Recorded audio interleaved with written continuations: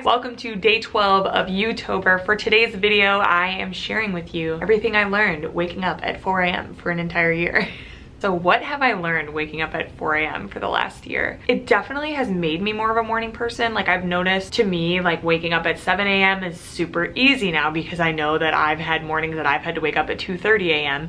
So to me, like 7 a.m. is like, oh man, I'm sleeping in.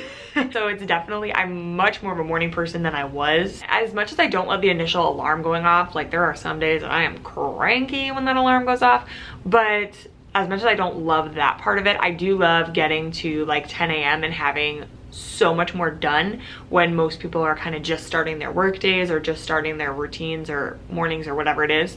I feel like so accomplished, like I've done so much. Like I usually have my workout in by then, or I filmed a video, or I've gone through my whole morning routine. Like I usually have gotten a lot done by 10 a.m. and that does make me feel really accomplished. And I've noticed on those days that I really am on my A game with my morning routine and, you know, getting my workout in, getting things done, I just feel so much more accomplished, and it really spills into the rest of my day. Like I'm happier at the end of the day because I feel like I've done so much, and it just really seems like I can approach my day with a better mindset when I have a solid routine. Definitely learned how important sleep is. In the beginning, when I first started working full-time with VIPKID, I was really sacrificing sleep. Like there was some nights that I was only getting 4 or 5 hours of sleep a night, and then I'd get up and teach, and then I'd actually go back to sleep for 2 hours, and then I'd wake up and try to do stuff, and I was very groggy all the time. I was very like unable to focus on things. I was very foggy minded. I was not able to be productive at all the first couple of months while I was trying to adjust. And for some reason, rather than like trying to train myself to go to bed earlier, I was like, no, I want to enjoy my life. And so I was sacrificing sleep, but still making myself wake up early. And it just wasn't healthy. And it was really affecting other areas of my life, not just my health. So I got burned out very quickly with that. So I did learn how important getting solid rest is. So if you're someone that is wanting to wake up earlier, if you're trying to get into a better routine or learn how to wake up earlier if you have to for work, my advice is to start off in small increments if you can. So try to build up to that wake up time. Personally, I went cold turkey. I went from like waking up at maybe like 7, 8 a.m. to just like, all right, I'm gonna wake up at 3 a.m.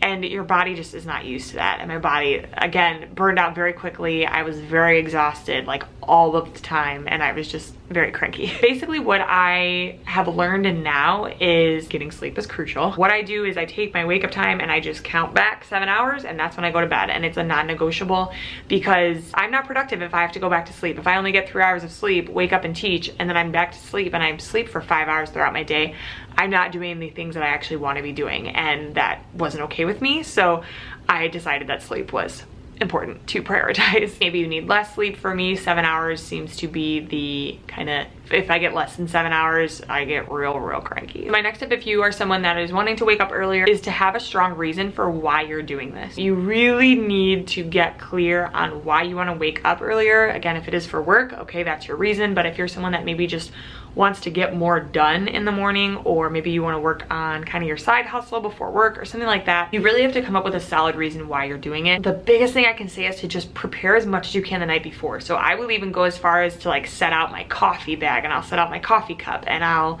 you know, set out my workout clothes. I set up everything the night before, so I literally just have to get up and start, you know, and I don't have to make any decisions or do anything like that when I'm going through. So that's the biggest thing I can say, is the more you can do to prepare the night before, the more successful you're gonna be. At one point was like struggling so bad with waking up early that I moved my phone to where I actually had to get out of my bed to turn it off. And I know that's a very common tip. If you have to get out of your bed to turn off your alarm, you're less likely to lay in bed and sit on your phone, which is another thing that I started doing.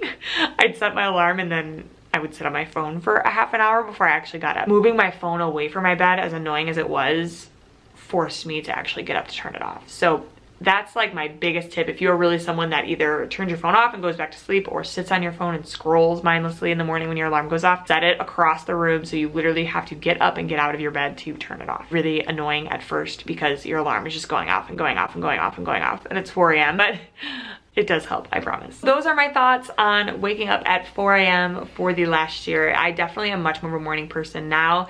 I'm thankful for as much as I learned and have grown over this last year. I really feel like I can attribute a lot of that to establishing a solid morning routine. And again, prioritizing sleep. That's really important if you want to wake up earlier. I mean, we need sleep to function properly, so don't do what I did and become a groggy, sleep-deprived mess. That doesn't work. Thank you so much for tuning in to today's YouTober video. If you are not already, be sure to subscribe. I'm uploading a video every single day in the month of October, and we are already on day 12 of YouTober, which is so crazy. I love it so, so much. Subscribe for all things YouTober and autumn and fall related. I have a lot of other fun videos planned for you guys, so thank you so much for watching. I'll see you guys in my next video. Bye, guys.